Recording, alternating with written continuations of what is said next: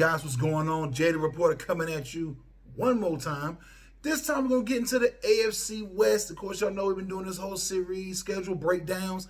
Now we're covering the AFC. We completely covered the NFC. So just to let you guys know, I'm going to be pumping out a few videos today, trying to get through this as quickly as I possibly can because real life is starting to run at a faster pace for me right now. So I'm trying to pump out as many videos in a day's time as I can. So just kind of hop right into things.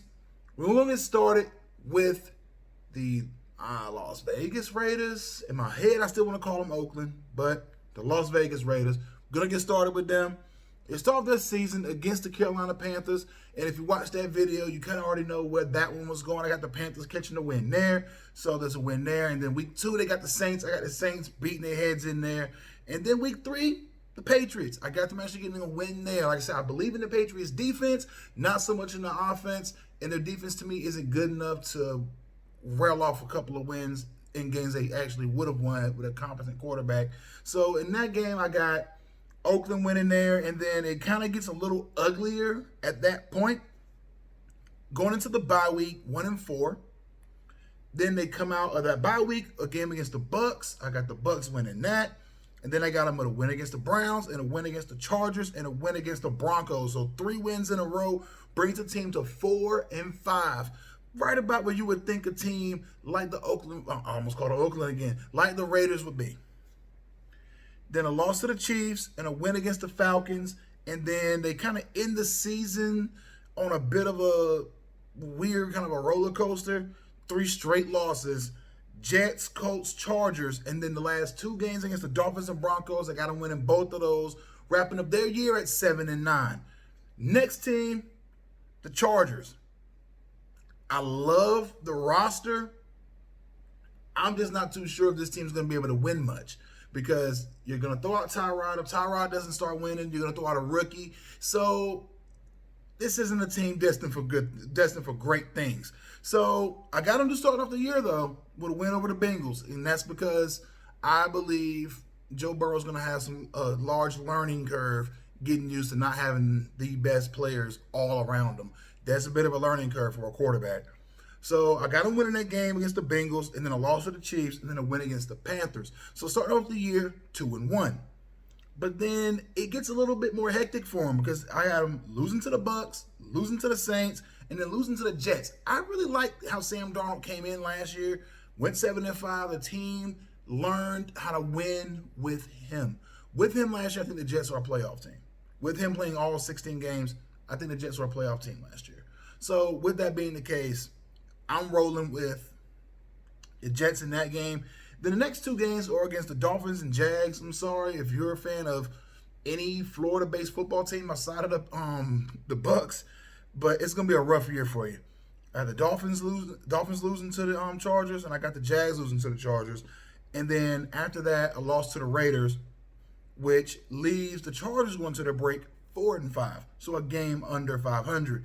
But here's where it begins to turn for them. The schedule isn't really conducive to a team that's a team that I believe is going to struggle to score, but can't stop people from scoring. Outside of Bosa, Ingram, I trust the defense enough, but not that much. Like I trust them if they had a little more powerful offense.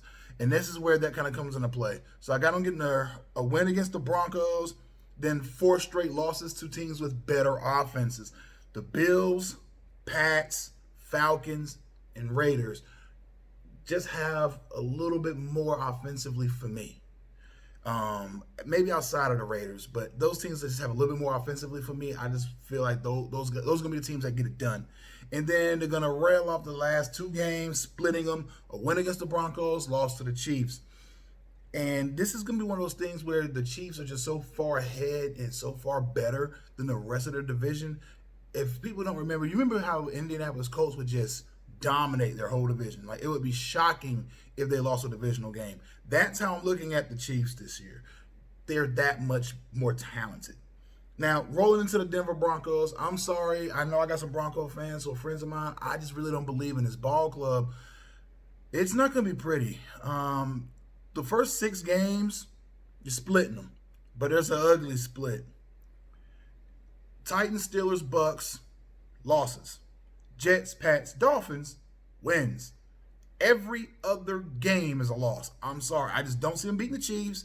I don't see them beating the Falcons. I don't see them beating the Raiders. I don't really see them beating the Chargers. They may sneak one in. I just don't see it.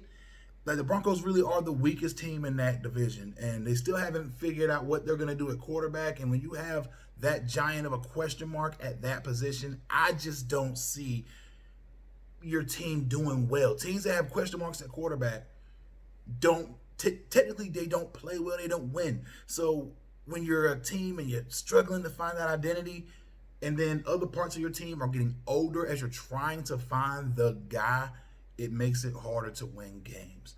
And that's just kind of how that's going here. So, like I said, just straight losses: Falcons, Raiders, Chargers, Saints, Chiefs, Panthers, Bills, Chargers, Raiders. Just losses all over the board. 3-13 for the Broncos. Just not a good year. And now we're going to roll into the team that everyone knows is going to win this division before our game's even played. The Kansas City Chiefs, defending Super Bowl champion, Kansas City Chiefs. So they're going to start the year with a game against what you would call their rival, I guess, will be the Texans, the only other team in the AFC that's built up outside of the Ravens to play with them.